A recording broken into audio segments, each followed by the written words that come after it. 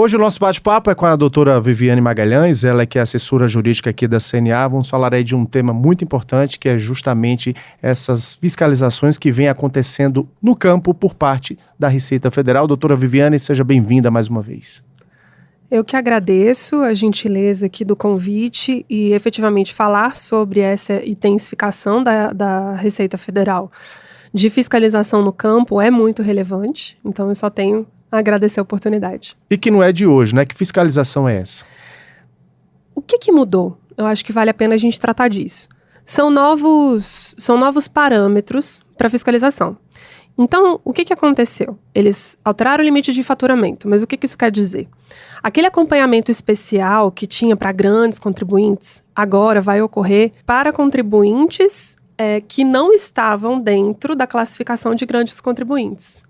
Porque o limite é menor.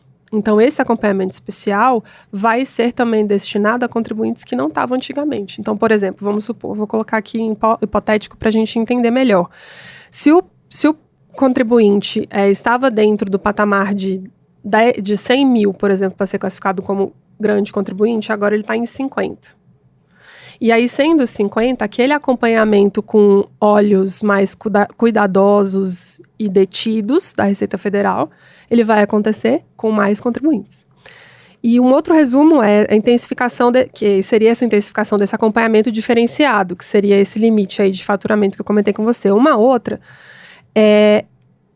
que é uma preocupação muito grande também da CNA, eles têm feito um cruzamento entre a disponibilidade financeira, ou seja, o que há na conta corrente, o que entrou de receita, o que saiu de despesa. Estão checando tudo. Praticamente. Com o que teve na declaração. Então, assim, eventualmente omissão de receita, o que teve de... outra coisa também, o que teve de operação que ele classificou errado, por exemplo. Aquilo que era para ser uma parceria, na verdade é um arrendamento. A Receita Federal está começando a identificar isso com mais detalhe. Um exemplo disso, inclusive, é a operação Declara Grãos, né? Que ali já conseguiu... Que operação é essa? Essa operação começou lá no Rio Grande do Sul e essa operação é justamente para tratar que eu digo o seguinte, ela trouxe essa abordagem de cruzamento de dados financeiros com dados tributários /fiscais, né? E aí, a partir disso, eles começaram a identificar vários lastros, efetivamente, de receitas. Irregularidades. Exatamente. Irregularidades que o produtor rural tem cometido nas declarações e, eventualmente, mesmo nas autorregularizações que a Receita Federal disponibiliza para o contribuinte, eles não têm efetuado a correção disso. A gente vai falar sobre isso mais na frente.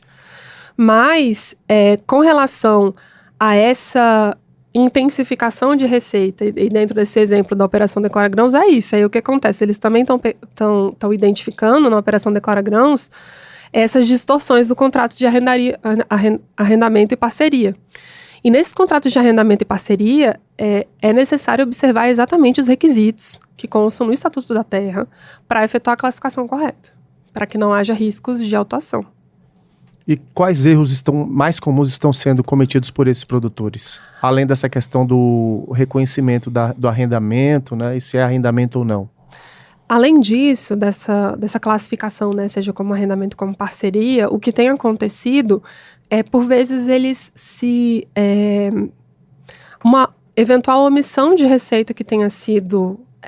que tenha havido ingresso na conta corrente dele, entrou uma receita na conta corrente dele, ele não fez essa identificação, esse ingresso, né, essa receita que entrou ali na conta corrente dele, não teve esse reflexo na declaração. Uhum. E aí você fala, não, o produtor deixou de declarar?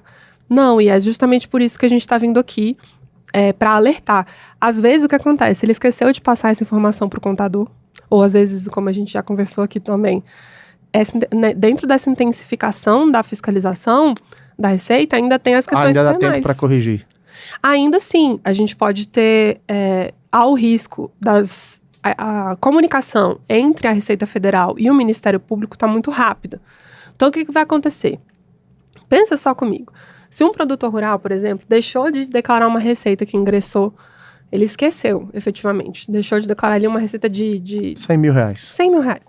Esses 100 mil reais, eles podem ter uma multa de 75% desse valor e de 225% desse valor, se houver esse encaminhamento para fins penais, que é a identificação da fraude, efetivamente.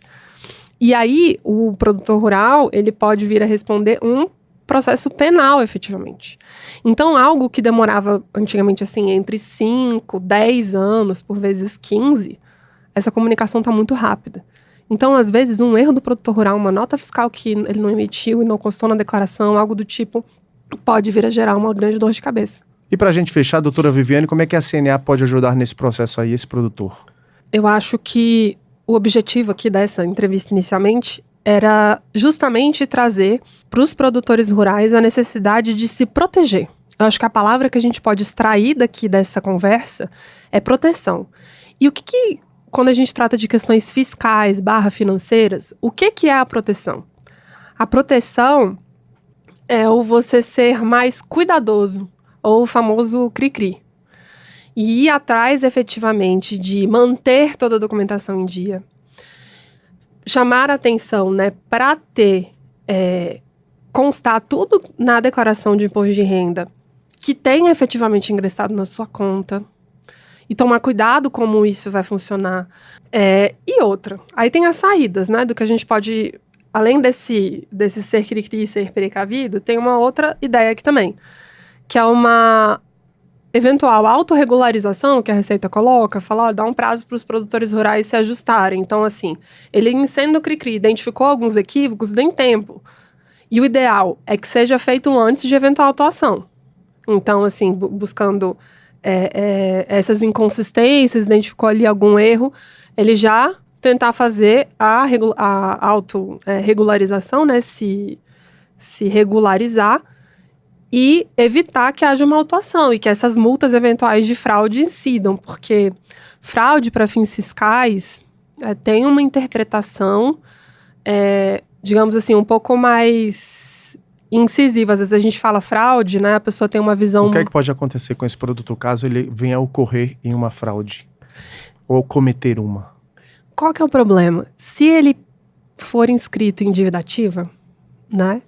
E aí a gente está falando aqui de multa, de processo penal, enfim. Ele não vai conseguir obter o crédito rural. Ele não vai conseguir fazer financiamento. Ele pode até ter o seu CPF cancelado.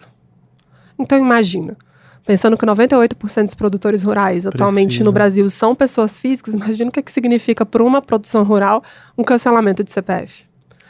Então, essas medidas são, assim, fundamentais. Então, qual que é a nossa preocupação?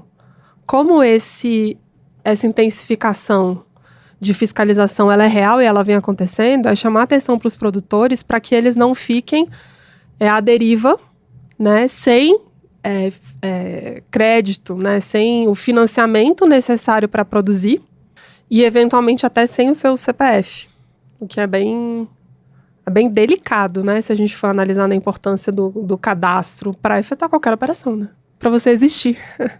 Orientações, portanto, importantes para você, produtor que está nos ouvindo aqui, da doutora Viviane Magalhães, ela que é assessora jurídica aqui da Confederação. Doutora Viviane, mais uma vez, muito obrigado. Eu que tenho a agradecer.